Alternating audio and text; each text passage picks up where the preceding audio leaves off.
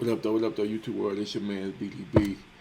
Tuned into the NevaLoss pod. Hey, we got to talk about Cleveland Browns propaganda arm, Mary Kay Cabot, today. I appreciate y'all for tuning in. Let's get it. I ain't never lost. Never in my life. All right. Appreciate y'all for being here with me today. Listen, today we got the Cleveland Browns media, their favorite propaganda arm, man. Their favorite pass deflector. Mary Kay Cabot coming in to run interference for Kevin Stefanski, Jimmy Haslam, and them boys over there in Cleveland. She is the perfect person to run interference and fuck up your head if you're not paying attention to what's really going on in Cleveland, man. I got a couple clips. We're going to listen to her, see what she got to say about what's going on in Cleveland. And then I'm going to give y'all my take on it, man. Let's take over. This is going to be her calling in to 92.3 The Fan, the Ken Carmen Show. Let's check it out. About this for 1 second.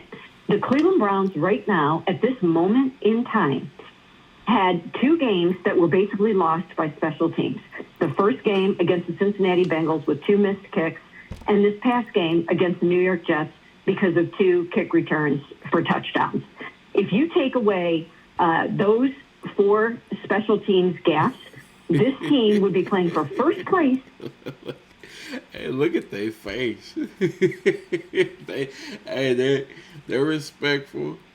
They gonna listen to Mary Kay, and there's a good chance they never gonna give her any push. They never give her any push back, and I'm assuming it's out of respect and to keep her calling in and different things like that. But if you look at their face, you'd be like, man, we really gotta entertain this bullshit and believe that hey, if we took away 14 points from the other team, we would have won the game. Yeah, we would have. Yes, if you take away points. Yes, if you don't go offside. Yes, if you put a decent quarterback in the fucking game. Yes, if you call the right plays. That is the fucking world that you live in. Like, that's what the fuck is going on. Like, this shit is insane. The hoops and stuff she wants your brain to jump through. Like, it's the old say, if was a fifth, we'll all be fucking drunk. But let's let her keep going with this shit. In the AFC North on Sunday against the Baltimore Ravens, despite everything that has gone on this season. So the margin for error is very, very, very slim in the NFL. It's unfortunate for them because this was an opportunity for them to stay in the conversation deep into November and maybe even December, but they have had some unfortunate events that have gone on. In spite of everything else, they have such a good defense that they've been able to, stay into it until this. Listen. So the propaganda for this week is special teams. Hey, if it wasn't for special teams, if you can see, it's a coordinated effort by some of the Browns media to put it all on the special teams coach, because they said they put up a stat that said he's given up the most punt returns and kickoff returns in the last 3 years. So it's a coordinated effort. It's the special teams coach.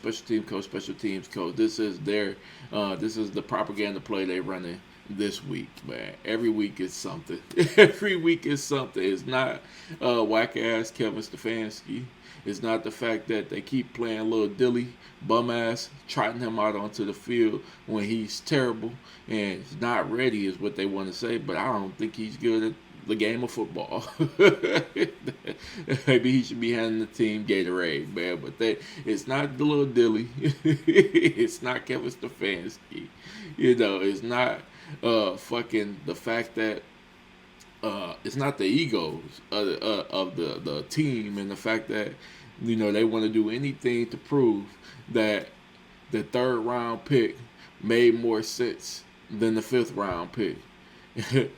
But when Shedeur get in the game, it ain't gonna be nothing that they can do, man. We gonna all see y'all just fucked up. But the thing is, y'all got it right in the fifth round. but y'all don't want to correct this mistake. The longer y'all make the people wait, the worse and worse it's gonna get. Because you might actually would have had a shot at turning the season around, and would have had a shot at maybe competing in the AFC North. Because all it takes is a little bit of average quarterback play at this point, and we know Shedeur is way above average with the QB play because the defense is elite. All it would take is some average QB play, but you can't even get that, and you're trying to spin that little dilly. Is actually, he's actually playing average. He's actually better than Cam Ward. Have you seen Cam Ward? Have you seen Cam Ward in Tennessee? I would take Lil Dilly before Cam Ward in Tennessee. Come on now, this is a joke. But let's see. Here's some more of what she got to say. Let's go back over to her. Are still 8 games.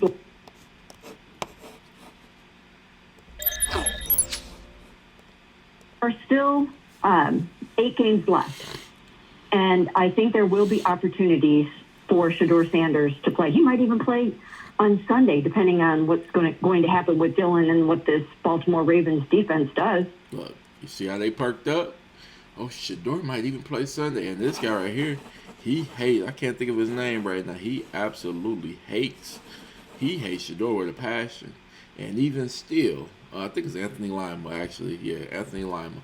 He hates Shedeur with a FB teams did a whole breakdown. Now maybe I should react to it, just showing his history of super hate for Shedeur. Now he rocks with Shedeur, but Anthony Lima is Ken rocks with Shedeur. Anthony Lima he hates Shedeur with a passion, and he's perking up at the idea of Shedeur getting to play. But she said we might see him this week versus Baltimore, but watch what she does after that. Let's watch where she goes with it. I mean, the Ravens defense is playing really, really well over the last 3 games. So there could be a world in which Shedeur gets into this football game and everybody will get their wish and see him out there on the football field. But there are still plenty of games left to let Dylan try to develop a little bit and then still see what you have in Shedeur Sanders if it comes to that. And next year, they're going to have another rookie quarterback on this football team. And in the event that they don't want that rookie to start right away and want him to come up the learning curve a bit, I'm sure they want to know if Dylan can be the guy that starts for them early on in the season for a few games if need be. So I think they still want to see what they have. And remember this, too. This is an important piece. Are still... Hey, did y'all hear the chain of events? Did y'all hear it? Listen to the chain of events that this propaganda arm is like. She said, I'm sure everybody, you may get what you want. You know, you guys may get what you want. Shedeur may even play this next game. You may get what you want. But then next year, we're going to draft another quarterback. And they want to make sure Dilly, if the other quarterback's not ready, they got to make sure Dilly is ready to go to be the starter next year, to get the other quarterback some time to get ready. What the fuck are we talking about? We just took Dilly out for Shedeur. What the fuck if we just took him out for Shedeur?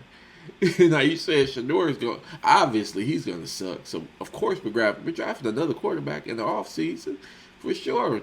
Next year we're drafting another quarterback, and we just want to make sure little Dilly can be our starter next year, and he's going to be the bridge, the gap for the next quarterback to be able to get this, get the learning curve, go through his learning curve and then get in the game. What the fuck?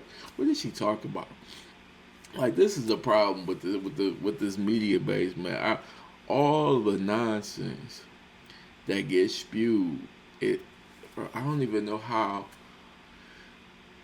know how the whole world, and I think a lot of them do see it, but I don't know how they can still fake so effectively that Shedeur isn't ready. He was ranked way higher on the draft boards. All through training camp and OTAs, he threw better balls in practice. He looked so much better than Dylan Gabriel in practice that they stopped recording the practices. They like, hell no, we're not letting y'all see what the fuck going on in these practices no more. that they stop giving out the stats, because even if they stop recording, they still show you the stats every day of who's doing what in the quarterback battle. They like, hell no, we not showing y'all how terrible the Dylan Gabriel is playing no more. Now, granted, it's during the season, so it's a little bit different, but still, they stop letting them see any. They even when when the case is.